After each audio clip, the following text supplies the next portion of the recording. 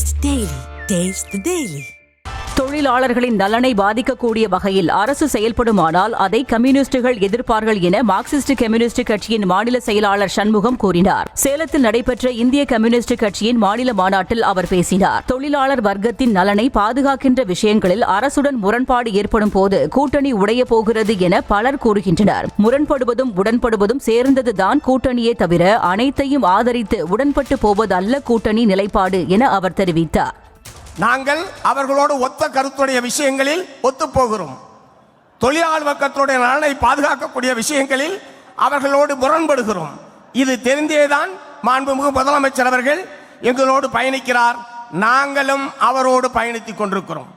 ஆனால் இத்தகைய முரண்பாடுகள் வருகிற போதெல்லாம் ஏதோ அணி உடைய போகிறது, கூட்டணி மாறப் போகிறார்கள் என்கிற முறையில் பலரும் தங்களுடைய கருத்துக்களை தெரிவித்துக் கொண்டிருக்கிறார்கள்.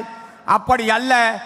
ஆகவே முரண்படுவதும் உடன்படுவதும் சேர்ந்ததுதான் இந்த கூட்டணியே தவிர அனைத்தையும் ஆதரிப்பது, அனைத்துக்கும் உடன்பட்டு போவது என்பது அல்ல இந்த கூட்டணியுடைய நிலைப்பாடு என்பதை நான் இங்கே தெரிவிக்க விரும்புகிறேன். Taste the Daily. Taste the Daily.